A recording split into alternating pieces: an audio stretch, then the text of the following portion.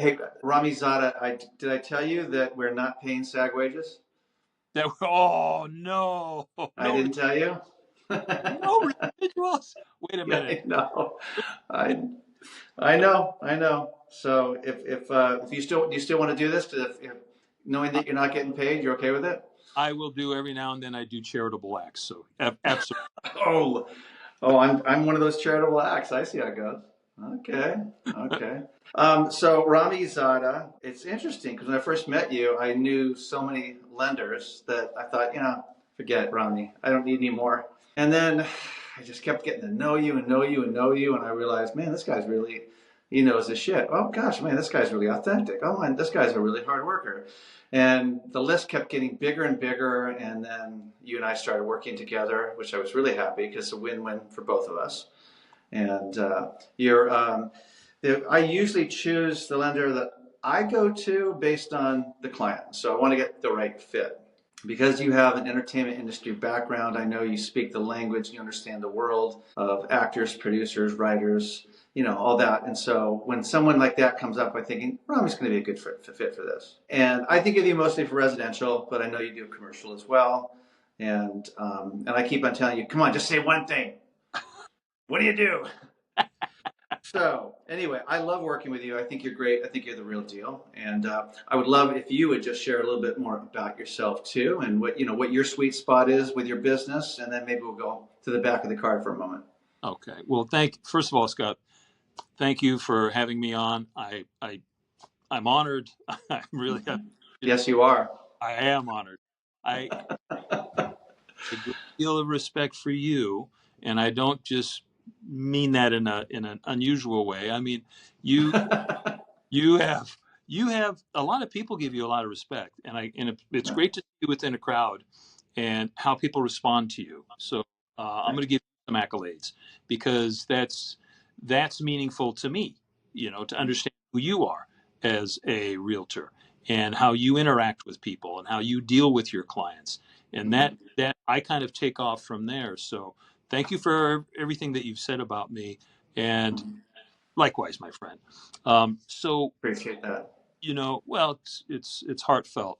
So what I do is I facilitate real estate lending. I facilitate it for residential and for commercial. I do. I am facile enough to do all different types of real estate lending on the residential Hmm. commercial side, but to pick a sweet spot would probably be the residential side. Hmm. And in that sweet spot, it would also be self employed individuals, as you said, Hmm. people who not only are in the entertainment business, which a lot of lenders don't understand. And after being in the business for 20 odd years, I understand it and I can bridge that gap between the borrower Hmm. and lender. But other individuals who are business owners who have their own individual business and have a corporation that flows through their income goes into their personal tax returns, they don't understand as a business owner, a self-employed business owner, how the lending world works. They don't get it. So I Hmm. to again bridge that gap between them and the lender because I understand being self-employed in that business and the different types of businesses and the nuances of those and finding a lender that it's not always about the best rate, even though I do that. It's all Uh-huh. understanding a lender who will understand that individual or that couple. And that's really, I think, structuring the financing is my expertise, and it's a challenge, and it's something that I relish. Awesome. Gosh, you are so well spoken. You almost sound like you've been in front of the camera before. Once or twice. So thank you for that clarity. Appreciate it. I also appreciate that palm tree that's coming out of your right shoulder, which is in the screen. I see the palm tree coming up. So now that we've talked about the boring stuff, I'm wonderful, you're a great lender, which we know. That's all true. Talk just, can you just spend like a minute or two just tell us about the back of the card? What does Ramy Zada look like in the back of the card? I know that you were in the entertainment industry for a while. I'm sure that no one ever totally gets out of it. So tell us.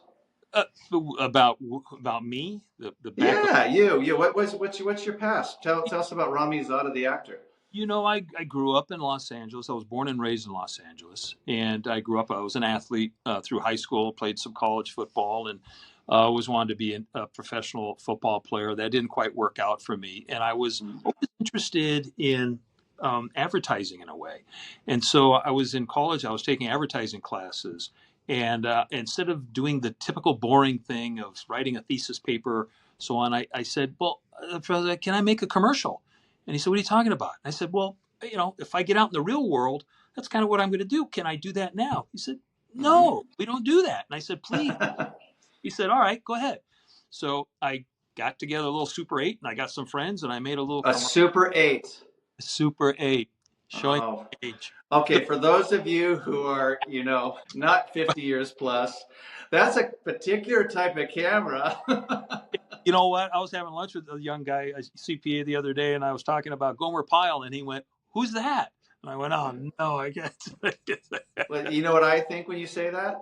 What? Surprise, surprise, surprise. Exactly. Exactly. That's funny. I'll make them like that. Yes. But I made this commercial, so that kind of like started my interest in filmmaking, and so Mm-hmm. ended up majoring in film production, and Mm-hmm. graduated from that. One thing kind of led into another, and I fell into acting, and then I started working as an actor, and I built a equity waiver theater, and I was doing plays and doing theater and doing TV shows and doing films, and I was working a lot. Mm-hmm. Then it got to a point after, a number of years, 20 some odd years, 25 years, I decided to make an exit from that and move into a different aspect of my life, which is what my father did. He was in this industry. And Mm-hmm. I was always flipping houses when I was struggling in the entertainment business. And when I wasn't struggling, I was still working in real estate. So I like the lending aspect. I like the challenges of it. So I like to still stay active.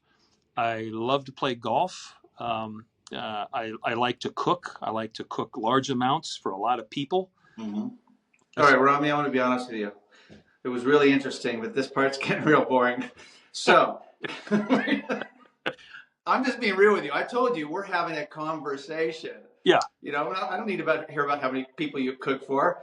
So what happened basically is you were going to be an athlete, you went to school, and then you decided to use your skills to put together some Super 8 movies. They realized, wow, this guy's also pretty handsome. They put you on the camera, and then you went back and forth and back and forth, and eventually you went, I could be a lender because I'm crazy too. Right. Does that pretty much sum you up? Perfectly. I'm so glad you have a good sense of humor because some people, that might offend some people. So let's talk about this because you do a ton of deals. So I'm sure you've done ones that go really smoothly, and then you've done some deals that are probably a nightmare. Why don't you give us a couple of your stories? Okay. Well, one in particular happened a few years ago.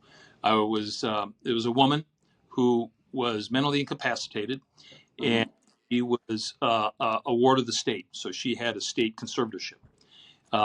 She was staying in her home. The state wanted to keep her in the home, um, and she had a large home. She had a lot of equity, so the state had tried to do a reverse mortgage with her. They couldn't get it done. Mm-hmm. Her attorney came to me. I was able to facilitate the reverse mortgage that nobody else could do. However, the weird thing about it, the strange thing, is that she was a hoarder. We all know Mm-hmm. terrible hoarding, dead carcasses and cats and dogs in the house, all that. Mm-hmm. But the weird thing is when I showed up with her conservator and the attorney, she came out and she had a rapper's outfit and she was 90 years old and she had a rapper's outfit and she was still like, and she, the truth said, and I'm like, my goodness. And she said, what's your name? And I told her, and she said, what's your wife's name? And I told her my wife's name. And she said, I'm going to do a rap with your wife. And she started rapping with my, and great. It was fantastic. Uh-huh. And I was like, ah. So it was difficult because she was a lovely lady, but she was really incapacitated mentally. And it was a very difficult transaction, but I was able to help her get money out to take care of her mental and physical care. So it was to watch this 90-year-old with all these sparkles and all these things start wrapping my wife Uh and doing it well was really was really. Oh gosh, I love that story. I keep on picturing someone with no teeth going, I said a hip hop. I don't know.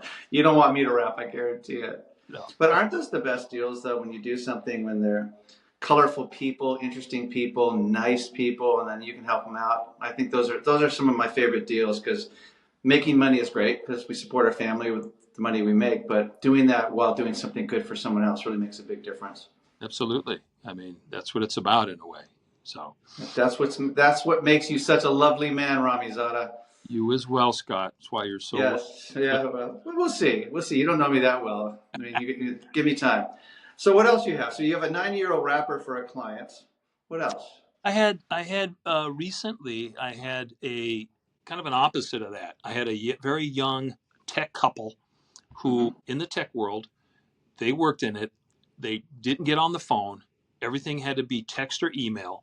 Mm-hmm. There's a point in time where I have to kind of like get somebody on the phone to make sure they're not a robot or it's AI nowadays. And I finally got them on the phone, but they were buying a house, or they bought the house in Topanga Canyon. And Mm-hmm. this was before the fires, about 3 months before our fires recently. And the house was 3 stories of wood. It was Mm-hmm. but wood. Everywhere was, Uh-huh. and they had a like a globe sphere, a detached globe sphere of glass and wood, and they had like an Mm-hmm. out outhouse of wood, and they had this trailer, and it was like almost Charlie Manson type, but Uh-huh. they couldn't understand and the old electrical, everything was a mess. They were getting a good deal, but they couldn't understand why they were having an insurance problem. And if anyone knows Topanga Canyon like you know, all the fires and stuff.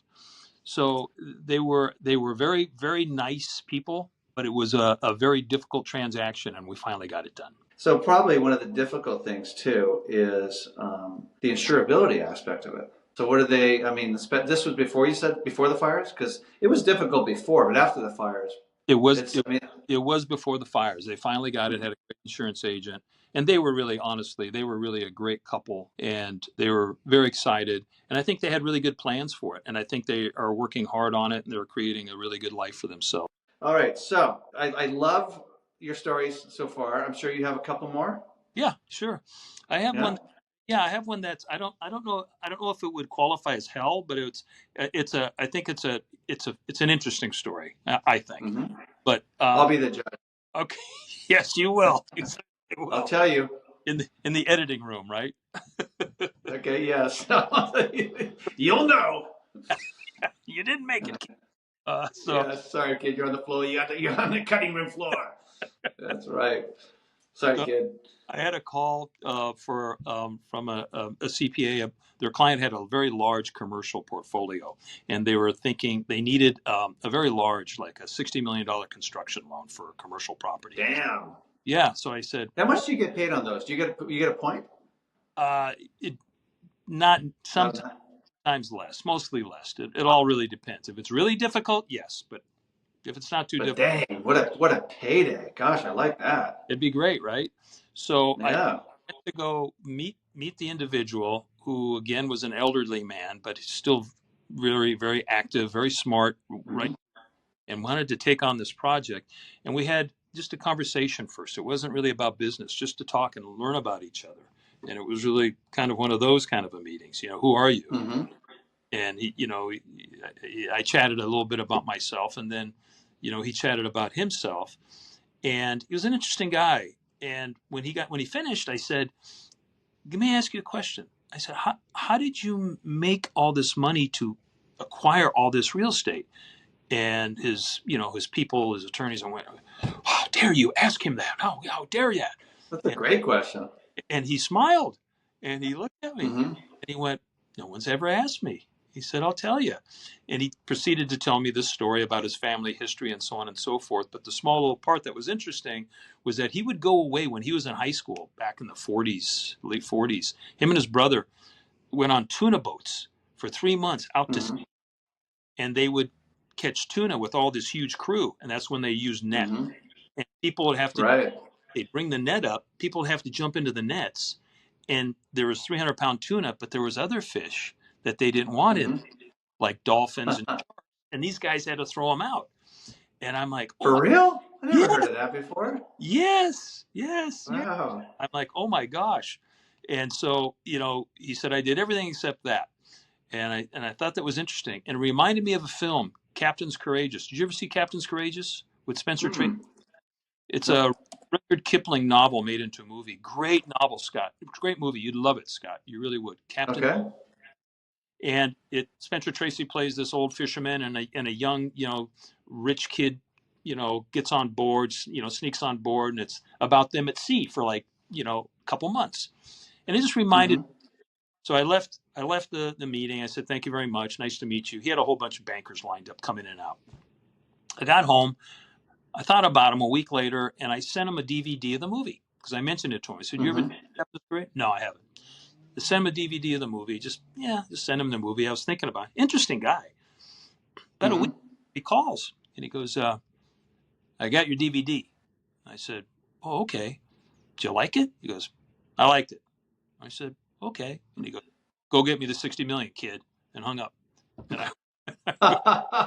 went, I Wow. went, okay. Look, I'm sure he called other guys and did the same, right?